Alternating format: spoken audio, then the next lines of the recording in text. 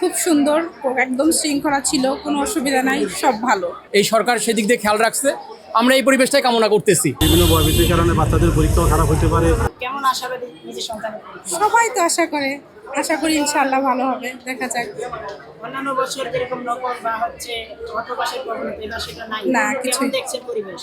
খুব সুন্দর, একদম শৃঙ্খলা ছিল, কোনো অসুবিধা নাই, সব ভালো। কেমনটা আশাবাদী করছেন বা কেমন হতে পারে যে নতুন যে আশা শৃঙ্খলা? করি ভালো হবে, নতুন শৃঙ্খলা খুবই সুন্দর, সবকিছু মিলে সব ভালো। আমরা যা বাইরে থেকে দেখলাম সুন্দর সুষ্ঠুভাবে একটা পরীক্ষা হচ্ছে, এটা আমরা এটাই কাম্য ছিল যে যাতে সুন্দর সুষ্ঠুভাবে পরীক্ষা দিতে পারে, সার্বিকভাবে এটা আমরা চাচ্ছি এবং আশা করি এই পরিবেশটা বজায় থাকবে। Thank you. অন্যান্য বছর যেরকম দেখলাম যে নকলের প্রবণতা বা হচ্ছে অটোপাসে, এবার সেটা নাই। না, এবার সেটা নাই, সে ধরনের নাই। এই সরকার সেদিক দিয়ে খেয়াল রাখছে, আমরা এই পরিবেশটাই কামনা করতেছি, ওদের ভবিষ্যতের জন্য এভাবে থাকে। নিজের সন্তানের পরীক্ষা নিয়ে কতটুকু আশাবাদী? আশা তো সবাই থাকে, সবাই আশা করে, সব অভিভাবক আশা করে, আমরা সেভাবে আশা করতেছি। দেখা যাক কি করে।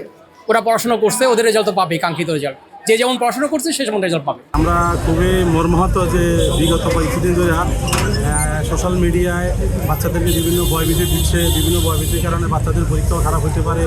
আমরা এই ব্যাপারটা নিয়ে খুবই উদ্বিগ্ন। এখন ভবিষ্যতে যেন সামনের দিনগুলোতে যেন এগুলো প্রচার না করে, এইসব ব্যাপারে যেন সবাই কথা না বলে, সরকারও যেন সেদিকে সজাগ দৃষ্টি থাকে।